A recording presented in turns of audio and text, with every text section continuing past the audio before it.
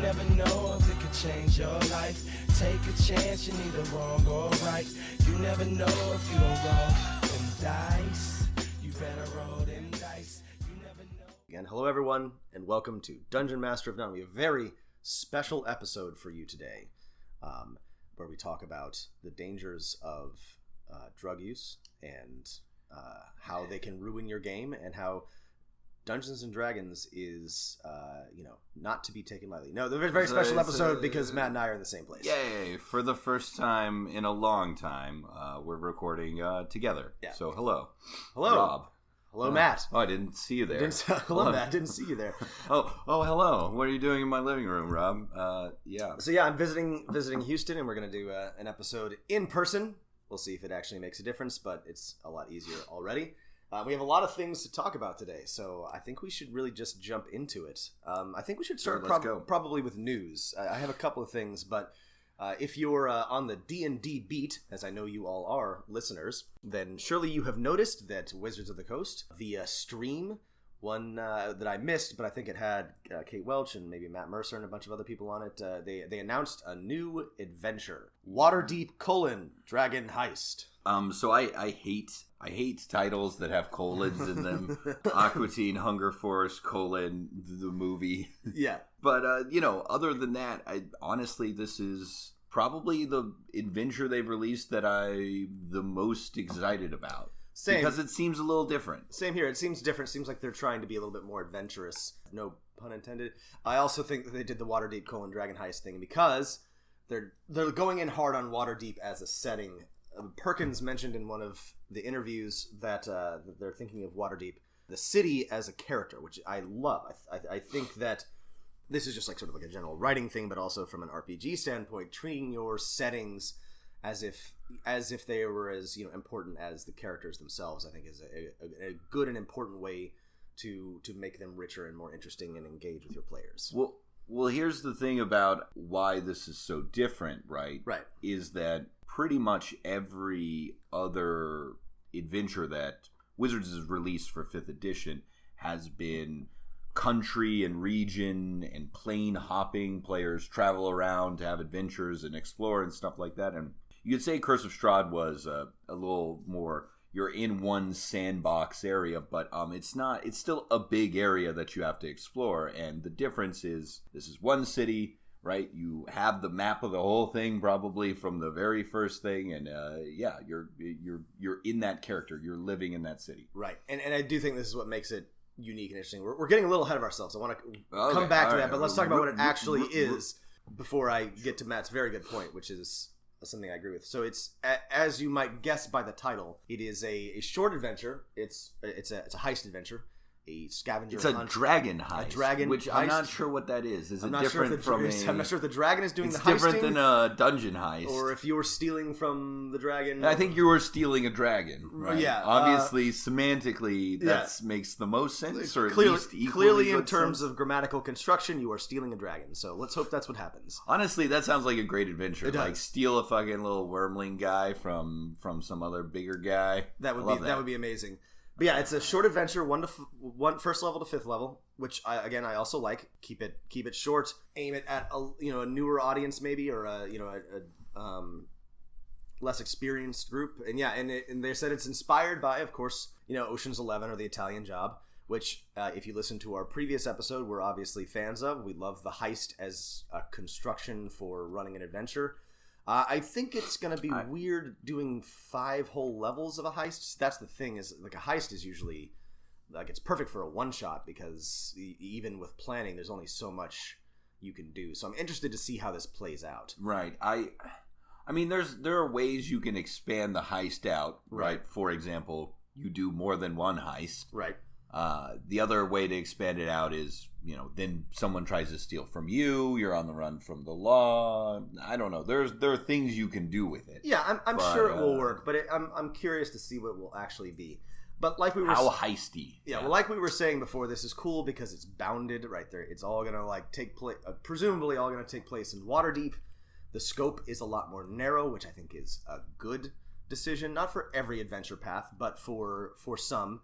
and I think this is a cool change for Wizards to make. Yeah, so I think this is a good step for them. I'm curious to see what they do with it, but obviously we want Wizards to be a little bit more adventurous and a little bit more interesting, and to come up with some fresher ideas. So yeah, there's two things to be excited about. One, an urban campaign, and two, just sort of them doing something different, right? Not every adventure has to be first through 15th level. Like, most people don't or can't even play that, so let's not do that all the time. Yeah, most people aren't going to finish the the grand sweeping entire life cycle of a character campaigns, or they'll have trouble finishing those. So this is also, everyone's always trying to destroy the multiverse or the universe, and it's always a big there's always some evil god as your enemy, and evil gods I think are fine in the campaign.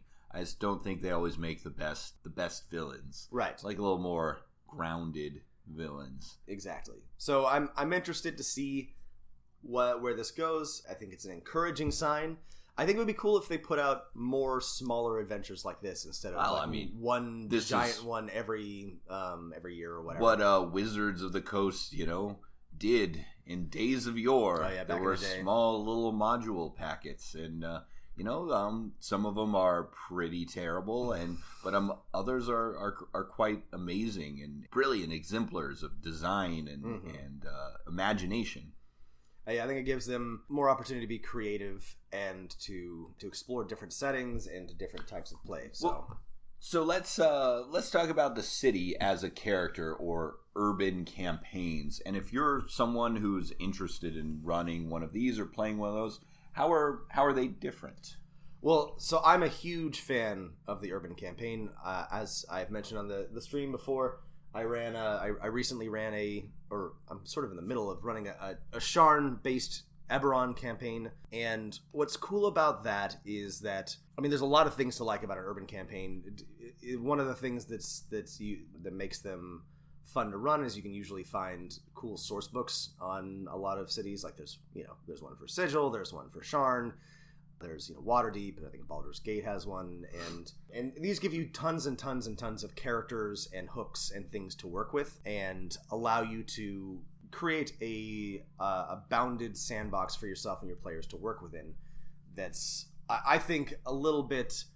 I think that it works particularly well for a certain type of play, and it's easier to make connections and get your players familiar with certain places. Yeah, I've run urban campaigns before, and there are just certain types of stories that you can tell better than any other type of campaign with an urban campaign, right? If you want players invested in the outcome of whatever evil plot that's going on as it relates to them, urban campaigns are really good, because they're like, hey, this is my town, I live in this city, and hopefully you've hooked them in with NPCs they care about, perhaps things they're invested in monetarily or otherwise in the city, and then you mess around with that, and it makes them mad. It makes them proactive. To up the stakes, in the most recent arc of my Sharn campaign, I had my players' favorite tavern, the Lusty Porpoise, burned down, and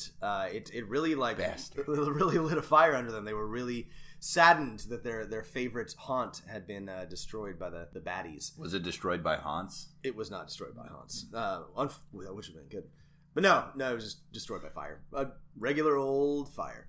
The cool thing about a city campaign is that you get to create a lot more richer and deeper relationships, and there's depth to it that you won't find if they're Lord of the Rings style trekking across the wilderness. Trekking gets really old after you've been walking for a long time. Yeah, and you also don't have to describe landscapes quite as often. If you prefer to describe architecture and cityscapes and buildings and cities like I do, then shadowy gargoyles looming over you, dark alleys, and okay, to go back to this old well, right? You're always saying, Matt, but listeners, think about the fiction and things that inspire you. And so urban campaigns have so many great things. Here's an example. There is, and I drew for this adventure I ran for one of my players off of a Pathfinder Paizo module, but there is a great way to run for example, one of my favorite movies, Escape from New York, as a Dungeons and Dragons game, right? You have a section of a city quarantined, maybe filled with demons or some other kind of monsters, lycanthropy, or just prisoners or bad people. Players have to go in there, get someone or something, and get out. It's super fun. Yeah. For me, a source of inspiration for my city campaigns are the Scott Lynch Lies of Loch Lamora books, which are about a band of thieves. They're really, really good. You should read them if you haven't. But they're city-based, urban, a little grittier than your standard fantasy fare. And there's it like Matt was suggesting, it allows you to tell a different type of story. So if you're trying to tell an epic, sweeping Lord of the Rings style campaign, then you probably don't necessarily want to run a city campaign. But if you're trying to, like we've talked about, run a heist, or if you want to, I would crime say story, crimes, heist, police, or any other kind of mystery. Right, mystery is the big one. Serial killer stuff. Serial killers are really good. Politics, politicking. Everyone's like, I want to do a Game of Thrones like Dungeons and Dragons. And I don't think Dungeons and Dragons always is the best system to do a kind of Game of Thrones thing. But if you are going to do politics, it's a million times easier if all of the players are in the same place. Right. Not players as in player characters, but political players. Right. So city politics works great in an urban setting. Yeah. If you want to have a lot of intrigue, if you want to have a lot of mystery, so what I did for my Sharn campaign is I combined all of these things. There were interlocking mysteries and intrigues and politics and gang stories, which I felt like, again, that's why I ran the campaign in Sharn in a city, because those are the stories that I wanted to tell, rather than grand sweeping destroy the multiverse type adventures. So and the nice thing about cities is there's no reason why city campaigns have to be all palace intrigue and fancy masquerade balls that the players are going to. Every single fantasy and sci-fi city is either built on top of a epic 10,000-year-old dungeon or sewers full of mutants, right? So if you ever need your players to go down and do some dungeon crawling, there's no reason why they can't do that. It's also great to use your city as just sort of like a hub for the rest of your adventures. If you just want it to be somewhere that they come in between adventures, or where they recover or pick up quests or whatever, that can be good too. They can go out into the wilderness or into the dungeons and then return home. But it gives players stakes. It gives them, they become familiar with places. I think that's a really useful, and people. It's a useful touchstone for your players and your player characters. I was once in a urban campaign where the city was like the last city in the world, and it used to be 1,000,000 times bigger, and all the farmlands were just like parks that used to be there, and the outskirts and suburbs of the city were filled with ravening halfling barbarians, and it was great. I loved the decaying urban campaign. Yeah. There's a lot of great types of cities, right? Yeah. You got decaying apocalypse city. That's right. You got gritty Batman city. You got the you world got fantasy of tomorrow. Gotham. You got fantasy Metropolis. You've got port cities are good. Ankh-Morpork, which is basically fantasy Gotham, right? It's just full of crime and pollution and monstrous races. There's the city from Cheetah Mieville's novels, which I'm forgetting the name of. Baz, the Baz Lang novels, anyway. That giant one with a huge lizard dude, Leviathan, insect people, huge like Leviathan corpse in the center of it. Yeah, you can do all sorts of interesting things. Oh, this was all over Reddit a couple of years ago. Somebody wrote up some really, really detailed rules for a city that was built around the regenerating corpse of the Torask. So they would harvest its meat. Because it never stops. Because it never stops regenerating, and so he had built all these rules for a city that constantly harvests its meat, and that's the clever. center of its economy. It was really interesting. A meat-based monster economy. Yeah, it was really interesting. I'll see if I can. We'll see if I can link that. It was all over Reddit for a while. They wrote a whole module. Anyway. That's super clever, right? It's you gotta continually mine the meat, otherwise it will wake back up and destroy everyone. All right, I can dig that. So there are lots of options here. Feel free to draw from existing cities, or create your own. Oh man, I love the city in was it Guardians of the Galaxy is like built inside a dead god's head. Oh yeah, that's right. It's called Nowhere, right? Nowhere, right? Yeah. Which is haha. nowhere, Very funny. Nowhere. Oh yeah, that's right. Yeah, definitely something. Aren't there cities floating in god corpses in the astral plane? That's where the Githyanki That's where the Githyanki live. Yeah, the city of I can't remember. So yeah, dead god corpses. That's a good place to put your city. Do a dead corpse. The city of Brass is a lot of fun if you want to have a kind of an evil, dangerous city on the plane of fire. Eberron is rich with these. Another good one in Eberron is Stormreach, which is smaller than Sharn, but it's a little more manageable. A little bit more manageable. It's also like the city of dungeons because it's built on a bunch of ancient ruins, and you can range out into Zendrik or the seas. It's a little bit more manageable, maybe for like a shorter campaign or a starter campaign.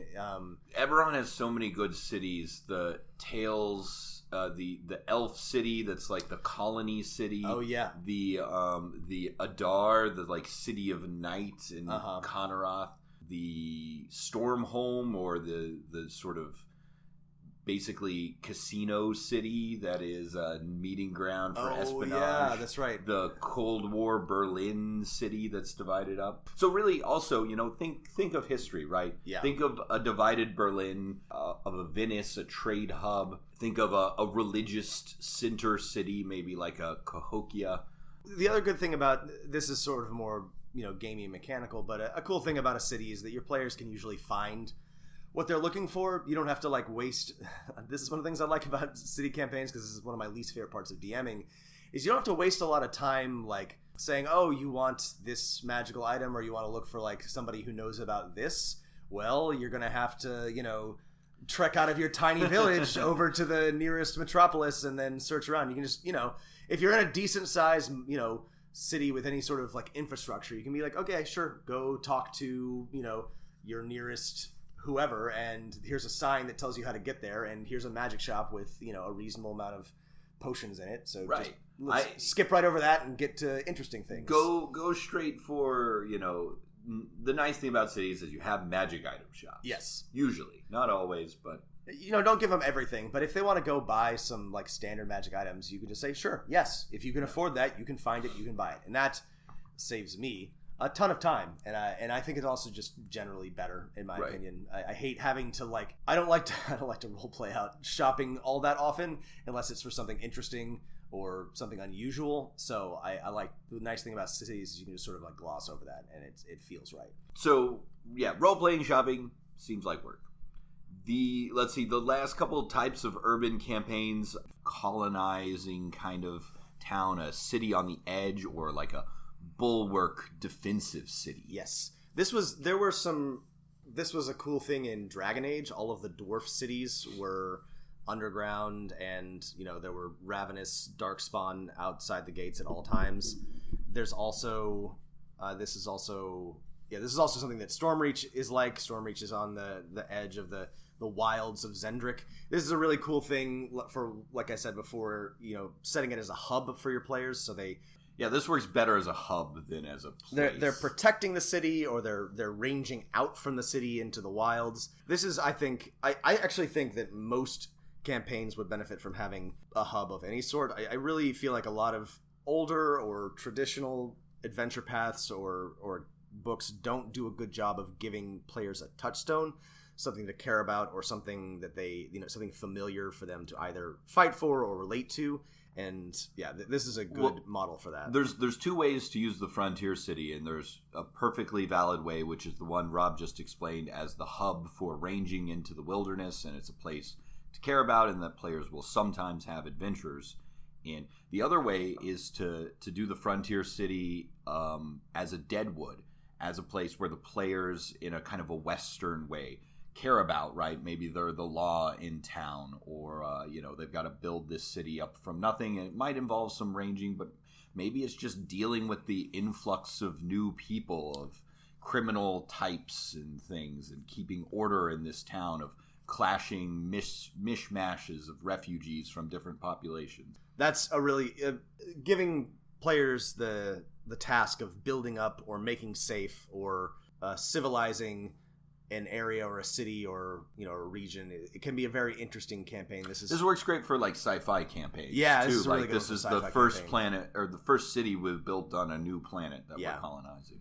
It's a great and interesting campaign idea. So cities. So we talked about cities. Let's talk a little bit about the one that Dragon Heist: Waterdeep is set in, which is the city of Waterdeep. It's in the Forgotten Realms on the Sword Coast, probably the most famous city in that entire setting. It's a huge city. It is, and it's a big trade city, and I'm not actually super familiar with Waterdeep, but it figures prominently into a lot of games and campaigns, and it's, regardless of where you are in, as long as you're on the Sword Coast or in sort of that recognizable area, you know somebody from Waterdeep or been to Waterdeep, or it's an important city, and I think this is a good idea if they're gonna start putting really like putting down like maps and making serious attempts to map out these settings in Forgotten Realms. I think Waterdeep is a good place to start. So if this adventure comes out, more than running this adventure for me, I would be interested in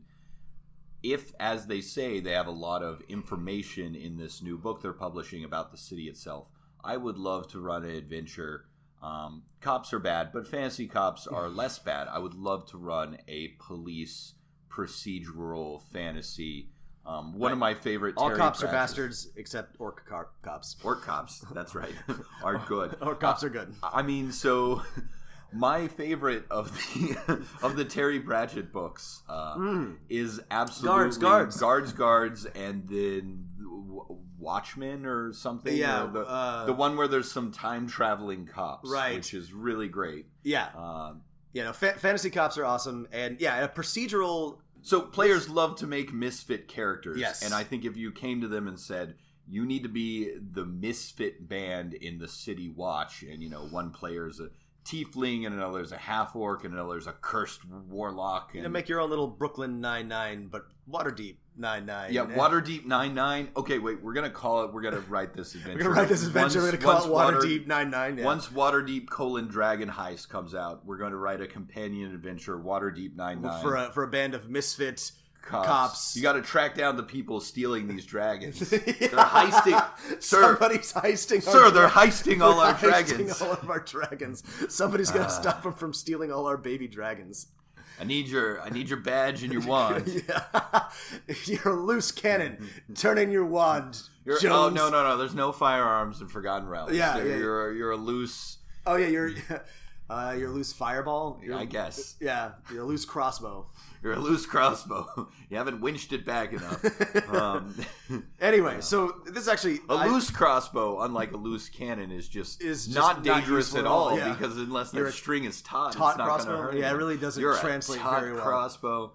I need your amulet. I hadn't thought about this until Matt brought it up just now, but a police procedural is something that's not been done very well in RPGs. I think this is probably a better fit for like an off-brand Shadowrun campaign, but I think it would be super cool to try to use the city rules or the city details to run something like either like a gritty like cop drama or something fun, a bunch of misfits. This is a good idea, I think. All right, we're gonna start brainstorming out Waterdeep Nine-Nine. Yeah, we're gonna do this. We feel strongly about cities. I think one of the reasons why Matt and I like this so much is because it's sort of underutilized. And I have some of my best campaigns, both as a player and as a DM, have centered around cities because, as I keep mentioning, it allows you to create like lasting and realistic connections with your players and your players to their setting and to the NPCs. And that's why I'm a big fan of this particularly. Yeah, me as well. I mean, the chance for having like recurring characters is just so much easier on the Dungeon Master. My campaign of last year, they had a Sherlock Holmes type who was supposed to help them find some things and stuff, but he just turned out to be too much of an asshole, and the players drove him to insanity, and so he released all of the city's criminals, and they had to track them down and defeat him. Everyone hates Sherlock Holmes. He's a great villain. He's such an asshole. All right, so, yeah, are we done with cities? I think we're done with cities. All right. We'll definitely be talking more about this when Waterdeep: Dragon Heist comes out, but stay tuned for that. We'll revisit the topic. Next topic, I saw a very interesting tweet from Adam Koebel. The tweet read, "Did you eat all the plums in the icebox? Saving those for breakfast." Yeah. No, it was Adam Koebel of Dungeon World fame. And he tweeted this on May 27th. And yeah, Adam is involved with 5th edition, and obviously he wrote and designed his own hack of Powered by the Apocalypse, as we've talked about. He runs the stream. He's very respectable and well known in the community, and we trust and like him. But he tweeted something very interesting. It's simply, the golden rule in RPGs is a cop-out for bad design. Don't at me. Ooh. So okay. Well, what's spicy the golden, take? But golden rule? But let's talk about the golden rule. So whoever has all the gold makes the rules. No, the golden rule. So there's a couple of different variations on it. What I think he meant is that in role-playing games, the DM's word is final. Okay. And I think most people have heard some variation on this rule, and it's not like a wrong rule. There are a couple other things that he could have meant. I think that's what he meant. But another one is, as long as everybody's having fun, it doesn't matter. Fun is like the most important thing. Rule 0, right? That's rule 0. Do whatever's fun. Do whatever's fun. So Matt, what do you think Adam meant by this particular tweet? By the way, everyone ignored him and added him a lot. A lot of people did add him. So if you're ever thinking about tweeting something and ending it with "don't at me," just know that people will ignore you. Yeah, that sort of idea of if you don't like the rules of a game, you can change them, and the dungeon master can adjust things on the fly. I think pretty much every role-playing game puts it, not every, but most role-playing games put something in their rule book being like, make this your own, do whatever you want, right? If you don't like this complicated system or subset of rules we have introduced, don't use them. Yeah, and when designers, Wizards designers sometimes do this very frustrating thing where they will give like a rule clarification, which a lot of people don't like, and they'll say, well, hey, you can, feel free to adjust this as you see fit. And we're like, well, yeah, okay, I can, but you've given an official ruling, and my players can look that up as easily as I can. So I thought this was interesting, right? So Matt and I are constantly talking about wanting your players to have fun and changing the game to be more interesting and seamless and, smoother. We are definitely not the rules stickleriest dungeon masters around, not even close. But I have to say that I actually do agree with Adam here. I thought about it, and like I said, my gut instinct is that, hey, if it's not fun, if it's not working, just change it. But I do think that especially I'm gonna say more so recently than in the past, that there's, with weird corner cases and just sort of unclear or bad rules, there's been a lot of, well, hey, you just do whatever you want to excuse sloppy design. Right. You have something that everyone finds as unfun or just not very practical in your rules, and you say, well, just do something different, right? It is kind of a cop-out for rules designers. I agree. And I think, we talk all the time about rule systems and about what we like and what we don't like. But I think that there is definitely, I think that players are really good at finding things that are overpowered or underpowered or flat out broken. I don't think that players or DMs really are very good at finding or identifying rules that are just bad. Yeah, okay, that's an important distinction. Yeah. I think that always gets lost in the conversation when people are talking about this. Oftentimes they're talking about, some combination of abilities that in their opinion makes a certain character, monster, or spell more powerful than a person thinks it can be. You're saying that's different than just bad design. No, and that's the thing. I think that's what's complicated here, because there's a group of people that are rule sticklers, and they tend to focus on, when they're talking about game design, they tend to focus on, there's not, they tend to dismiss rules light systems or systems that are that have softer rulings about things as not being hardcore enough, not being clear enough, not being good enough. And that's not what I'm saying, and it's not what I think we're saying, and I don't think that's what Adam is saying. We're not arguing for like a return to chainmail rules or whatever.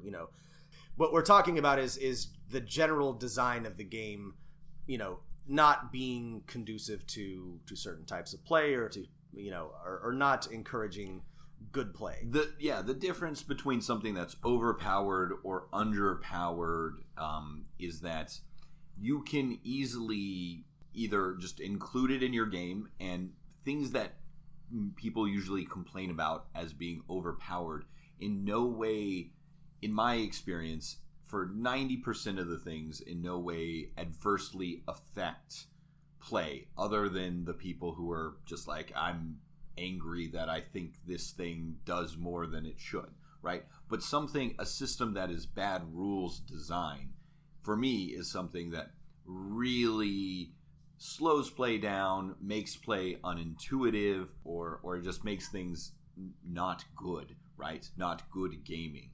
Right. And that's why I found... So, like, what's an example of this? Well, so my example of two things. So I'm gonna use Pathfinder for this example, because I'm familiar with these rules, and I have strong opinions about them. But so one thing that was like mechanically a problem was that it's the quadratic wizard linear fighter thing, right? Sure. Wizards became substantially more powerful than fighters in terms of gameplay effectiveness, and I constantly complained about this. I do have to admit, like Matt said, in terms of actually affecting play, it didn't really make that much of a difference for most adventure paths or campaigns I was in. As long as the wizard and the fighter are on the same team, it doesn't really matter a whole lot, especially if the wizard's not deliberately trying to outshine or show up the fighter. That's not great design, but it's something that can be worked around, or something that can be dealt with. An example of something like this that's terrible design is that with the right combination of spells and abilities in a certain level, and 3.5, a cleric could be better than a fighter at everything all the time, completely invalidating the need for a fighter. Until you cast Dispel Magic. It wasn't foolproof, but yeah. Unless, of course, they cast Spell Immunity, Dispel Magic. A different, so in terms of something that I think inhibited, that was bad design in a way that was frustrating and inhibited fun, was something like feat chains. If you wanted to do like one interesting thing as a fighter, if you wanted to like be able to trip or disarm, or something that like mechanically wasn't even particularly useful, you had to take sometimes half a dozen feats, and that was extremely frustrating. It took a lot of player time to figure this out, and a lot of your character's points or resources, experiences went into that thing. And it often involved extra rolls or different numbers, and that I think was a bad design philosophy, and a lot of that had to do with legacy 3.5 stuff, but also just not conducive to certain types of play. Right. We talked about this a little bit way back in our review of Xanathar's Guide to Everything, about very unclear and really unhelpful rules for players identifying spells being cast by hostile or non-player characters, right? It was unclear. It didn't make a lot of sense. Some roles were involved that maybe shouldn't have, right? If you're a wizard and you know the spell Cloud Kill, and an enemy is casting Cloud Kill, how would you not just know what they're casting? Right.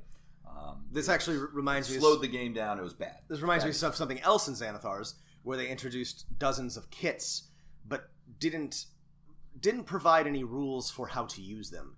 And I think, in Wizards' opinion, that was giving the DM the freedom to do what they wanted. But in practice, it just ended up being confusing and frustrating. Right. All of my players, a ton of work on a bunch of work. My players were like, "Well, I have this kit, and so what can I do with it?" And I had to like look up the kit and be like, well, sure, you can use your alchemist kit for, the task, which is, that's okay, and that can be fun, but it ended up being, I think, more work for the DM. And I think this is, I don't want to put words in Adam's mouth, but I think this is one of those examples of bad design, being hand waved because, the DM's word is final. Yeah.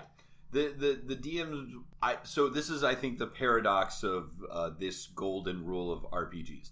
I do agree that at the table, right, Dungeon Master's word should be final in most cases, right? And of course, a good Dungeon Master sort of seeks the consent of his or her players when making these sort of rulings where rules or systems are unclear, right? They try and find a solution that moves the story and the gameplay forward, right? So it's not just right DM being arbitrary. And I agree with that. Yeah. I disagree that, like, you can then use that statement to sort of only halfway design your kits, for example. Yeah, and this is a distinction. This is, again, I keep saying this is why this was such an interesting, even just like a half sentence tweet, so interesting because it brings in a lot of conversations that people have been or are having about Dungeons and Dragons, because I agree with the golden rule. It's a good rule. For the game to function, the DM has to sort of be the final arbiter, and I don't like it's not good if your players are trying to challenge your rulings at the table, and that is something that you, by the way, DMs should limit. If people want to talk to you after the game about something that you did, that you should encourage them to do so, but not at the table. That being said, and like Matt said, you should seek consensus, and your players should trust you to make good decisions. There's, for most cases, right, there's an easy 3-step process for this. Is one, identify for everyone the inconsistency or the thing that is not clear. 2, explain your logic. 3, say what the ruling is going to be for right now. It doesn't have to be forever. And, ask everyone, is that okay, right? And then move forward, right? It should take 20 seconds. Right. So that's good. That's that part of the rules. The rule isn't bad. The problem is that it is being used, or this philosophy towards DMing can be used as an excuse for not fully grappling with the consequences of, or the details of your rules. And we've mentioned a few examples. I keep coming back to those kits. I'd forgotten about those kits, but those were very frustrating because they would not have been hard to add some slightly more concrete rules to those, but they deliberately left that unspoken and expected the DMs to pick up the slack there. Well, this brings me to these other one of these blanket statements that RPG design people are always throwing out. I'm curious what you think about it, Rob. That statement is, if you're having fun, then you're playing the right way, or you're doing it right. Yeah, and I generally agree that if you're having fun, you don't need to change anything. But you can have fun doing a lot of things. You can. I mean, you don't even need rules to have fun. We can all just take an improv class or whatever. And just freeform it. But we play games with rules to have a specific type of fun. We are trying to we were trying to accomplish something. We were trying to play a role play out a scenario or tell a shared narrative. And the reason that we have rules is to provide structure for that. And this is such a difficult conversation to have because because people who are too serious about the rules have scared away and I think damaged the hobby a lot the past 20 or 30 years. So the last thing that I want to do is to say that we should have more rules or be more serious about the rules. There you have it, folks. Rob says we should have more rules. But at the same time, I do think that a move, and this is, by the way, this is different than something than moving towards a rules light system. In a lot of ways, something like Powered by the Apocalypse is better about this in terms of clarity about what happens. It doesn't fall in a lot of the same pit traps that D&D does sometimes. But I think that that some excuses are made to not write rules clearly or precisely because, as long as you're having fun, it doesn't matter. Right. I think the important point is if you're having fun and you enjoy that specific type of fun, by all means, continue doing what you're doing. However, rules and systems exist for a reason, Right. and if you're interested in having, as Rob said, a particular type of fun or telling a particular type of story or some other theme or type of adventure, then yeah, there are certain things you can do that will, for most people, be more conducive for that stuff. I mean, we were all having a type of fun playing Monopoly 100 years ago, whenever Monopoly was invented. It was like 100 I think it was 100 years ago. But you know, it was published until a couple decades later. We didn't stop making games because you could have fun playing Monopoly or hitting a hoop with a stick. Like, you know, we wanted to have different types of fun, right? We wanted to explore different ways of play. And so to treat the rules like they're not important, I think does a disservice to that. Yeah. Game design is incredibly important. We would not have a podcast to talk about this if game design wasn't important. And this is both a blessing and a curse with RPGs and game design, is that it's a pretty small community. There's not a lot of money in it, so there's a lot of amateurs involved. Which isn't bad, by the way. Some amateurs have created some really tremendous games, but I also think there's like a lack of rules, a lack of structure, and kind of a little bit of a Wild West attitude towards this sometimes. That I think this is what Adam is getting at. And Adam, if you're listening to our podcast, feel free to, which I know you are because you're a huge fan, feel free to correct or elaborate on it. But I think that I really liked his tweet. I thought that it raised a lot of interesting questions. You know, feel free, listeners, to weigh in on this. You know, it's not, we haven't like solved this question by any stretch of the imagination, and I think it's something going forward that we're going to keep talking about. But I do think that it highlights some issues, I think, with game design. Well, I think we recorded an episode while extremely hungover, so that's a win for us. Way to go, us. We're having fun. We're doing it right. That's right. We're having fun, which means that nothing else matters. All right, everybody. Thanks for listening. Again, if you disagreed with anything that we said, or if you agree with anything we said, please hit us up at DMofNone@gmail.com. Add us on Twitter, DM of None. And if you're listening to the podcast, leave us a rating or a quick review. We'd appreciate All right, that. we haven't bothered you about that yet. Please rate and review us on any of the services that you use. It helps other people find the podcast. Helps people find the podcast. Hopefully we can reach more DMs. If you have questions for us or requests or anything, please, reach out. We are happy to hear from you.